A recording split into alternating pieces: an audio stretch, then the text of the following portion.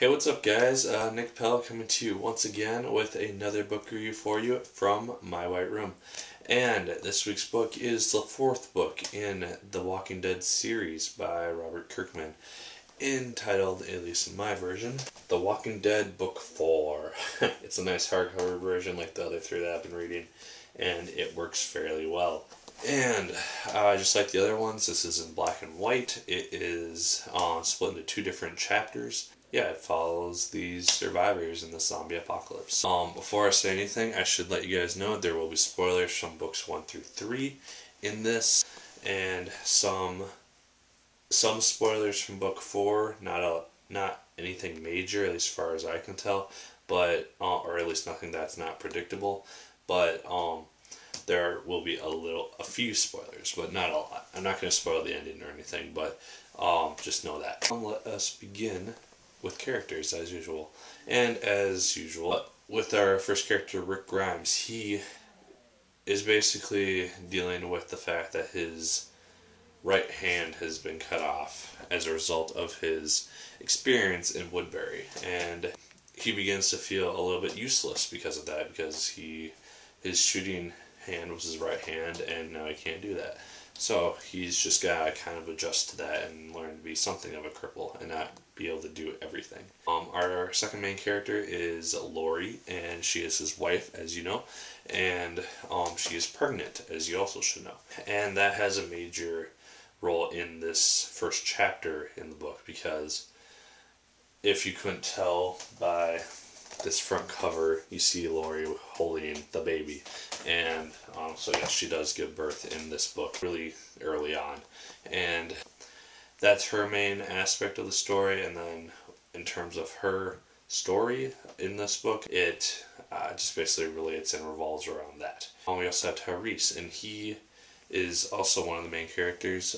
He isn't a huge impact right away, but towards the second half of the book, he does become something of more of a main character. But he doesn't have as big a role as he did in like book 2 when he was dealing with his daughter and her boyfriend. But you see him from time to time, and he has a bigger role in the second part. And that is the same with Michonne, who is another main character. And her and Tyrese kind of have joint stories in this one, and they kind of go off and do the same thing in the second half of this book. And our last main character is the infamous governor. Yes, he is alive, and that's revealed very quickly in the second chapter. I could pretty much predict this fairly early on, just because Michonne didn't really feel like she totally killed him. I feel like if she wanted to, she could just slice his head off right away at the end, but she did not, and you could kind of tell that he was going to live, at least from my perspective. But he's alive, and he has a major impact in the second part of the book. You'll see this in many different aspects, and it's really interesting to see how evil and manipulative he is of his people. And you gotta kind of wonder how that kind of reflects in some aspects of different governments in the modern day, kind of using those similar tactics to kind of convince their own people to go off and fight an enemy. But yeah, those are the five main characters that I felt were important to the overall story, and that had a major impact in the story overall. Moving on to the plot, and the plot starts off pretty much directly after the events of Woodbury. The story still does skip around a little bit time-wise. Like, you'll turn the page and it'll have been 2 weeks, and 2 weeks passed, and a few pages after that it'll be like another 2 months. And so that's one thing that did slightly bug me, as it has with the other ones, but it wasn't a major factor at all. It doesn't really affect the overall story.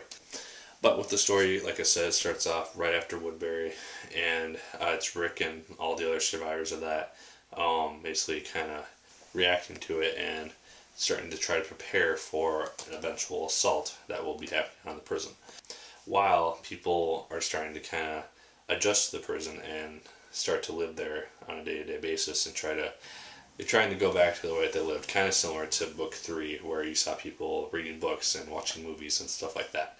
And so it is kind of cool to see that. But then part 2 of this book is freaking awesome, because it is basically a huge war, and I'm not going to talk about anything directly that happen in that, because it would contain a crap load of spoilers and very important events that happen, but I am not. But just know it is very cool, it is very epic, and you will enjoy it immensely if you have liked the show, or if you liked the season 2 finale of the show, or if you liked anything in the series so far. So, that is the main plot with a little foreshadowing by me. Moving on to themes, and themes as usual stay the same as they always have. We got survival, I need to survive, and all that junk. We got life, which is appreciating life the more and more that you have it surrounded by death, and with death, kind of learn to accept it and not being really fazed by it anymore. And when you're surrounded by it, and it's kind of interesting to see that characters start to have a disregard for death in that sense. I guess manipulation would be the last one for this one. Just in terms of the governor and just how he is able to rally up his people and get them to fight for this huge cause, and convincing them that Rick and his group are totally evil. They're doing all these terrible things that they really aren't doing. And he's just doing this and talking about it to manipulate them, and convinces people to fight, to kind of enact his own revenge. And it's kind of interesting to see this. Because, like I said, with the characters section, I could easily see the same tactic being used over the centuries by leaders of any country whatsoever that goes to war. You kind of you twist the events that your enemies do and make them seem like the most evil bastards that have ever been on this earth. And it's really interesting to see that in action in this book. And now for enjoyment. And if you couldn't tell already, I really did enjoy this book. I probably liked it much more than the past ones, just for the fact that it is much more exciting in some ways. The beginning I thought was a little bit slow, like I said before, but and when it gets to part 2 with the war, it's just flat out epic, and it's one of the most exciting parts of the series thus far. And if you saw the season 2 finale of The Walking Dead, or if you have just liked the series in general, then you'll most likely enjoy the very end of this book, because it's very cool, and it reflects a lot of those themes. Yeah, I would recommend it if you have watched the show, or if you have read books 1 through 3. Yeah, like, favorite, comment, and subscribe if you so choose. I would appreciate it immensely, and whatnot. So, I believe that's about it, and yeah, as usual, my name is Nick Pell, and as usual, once again, keep on reading. So